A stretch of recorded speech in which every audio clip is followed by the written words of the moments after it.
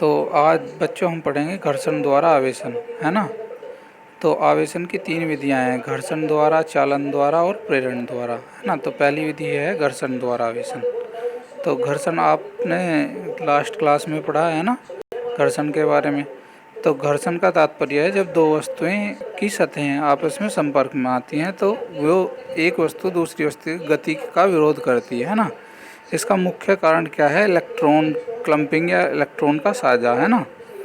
तो जब दो वस्तुओं को रगड़ा जाता है तो दो वस्तुओं में से एक वस्तु इलेक्ट्रॉन त्याग करती है और दूसरी वस्तु क्या करेगी, इलेक्ट्रॉन ग्रहण करेगी, है ना। तो जो वस्तु इलेक्ट्रॉन का त्याग करेगी वो धनावेशित हो जाएगी और जो वस्तु इलेक्ट्रॉन ग्रहण करेगी वो वस्तु क्या हो जाएगी, ऋणावेशित हो जाएगी, है ना।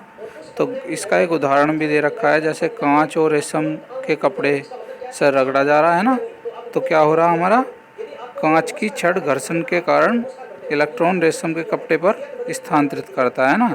तो कांच की छड़ इलेक्ट्रॉन त्याग करे, इसलिए कांच की छड़ कैसी हो जाएगी, धनावेशित, और रेशम का कपड़ा कैसा हो जाएगा हमारा, ऋणावेशित।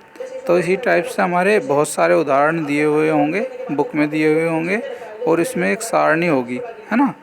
तो सारणी क्या कर, सारणी देख के हमें क्या पता चलेगा, सारणी देख के हमें पता चलेगा कि कौन सी वस्तु धनावेशित है और कौन सी वस्तु ऋणावेशित होगी, है ना, घर्षण के बाद में। तो जैसे ऋणावेशित पदार्थ हैं रेशम का कपड़ा, है ना, और कांच में से तो कांच धनावेशित हो जाएगा, रेशम का कपड़ा ऋणावेशित।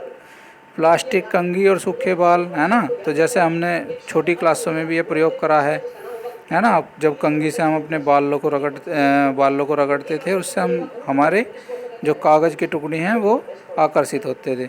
तो प्लास्टिक या कंघी हमारी कैसी हो जाती थी, ऋणावेशित, और सूखे बाल पे क्या चला जाता था हमारा, उसके इलेक्ट्रॉन्स।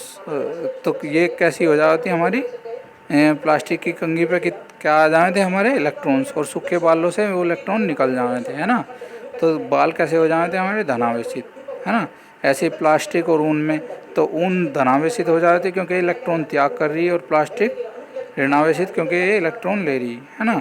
रबड़ या अंबर या एबेनॉइड कैसे फर के साथ में अगर हम रगड़े थे तो इनमें इलेक्ट्रॉन चले जाए थे, तो ये क्या हो जाती है हमारी, ऋणावेशित, और फर कैसी हो जाती है हमारी, धनावेशित। इसके बाद में हम देखेंगे चालन और प्रेरण के द्वारा आवेशन, ठीक है।